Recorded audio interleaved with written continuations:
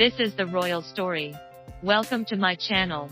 It is well known that after Meghan Markle, the Duchess of Sussex, took her husband Prince Harry from the British royal family and made a series of moves in the United States that damaged the overall image of the royal family.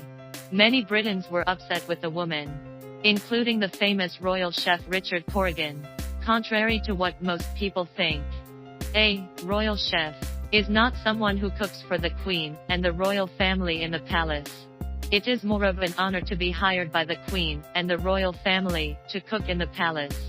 And Mr. Richard Corrigan has not only been hired twice to cook for the Queen alone, but has also been hired as one of the chefs for the state dinner. Mr. Corrigan owns two extremely prestigious restaurants in London, and it is almost difficult to get to place to dine in them without sufficient status and financial resources.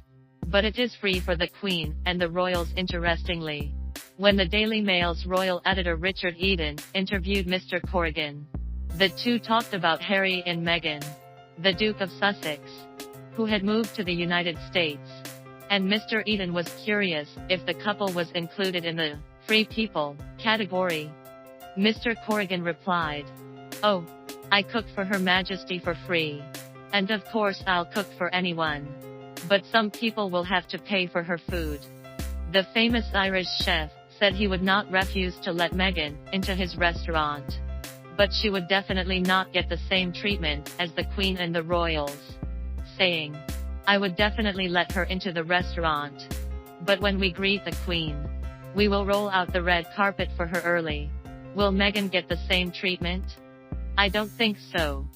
It is clear that Mr. Corrigan is not willing to welcome Meghan into the restaurant as a normal guest, but rather seems to be trying to humiliate her. If Harry and Meghan returns to the UK several times this year, as is thought, it is highly likely that they will dine at Markle restaurant, as the couple has enjoyed seeking out the most prestigious restaurants around in the past. But Harry and Meghan does not appear to be planning to do so.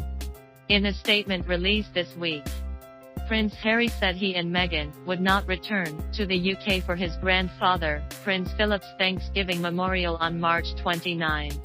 And although he declared his desire to return to the UK to visit the Queen as soon as possible, many believe this may have been a veiled threat.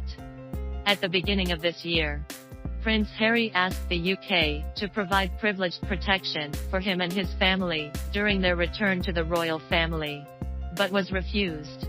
It is believed that this may be the reason why Harry refused to attend the memorial ceremony.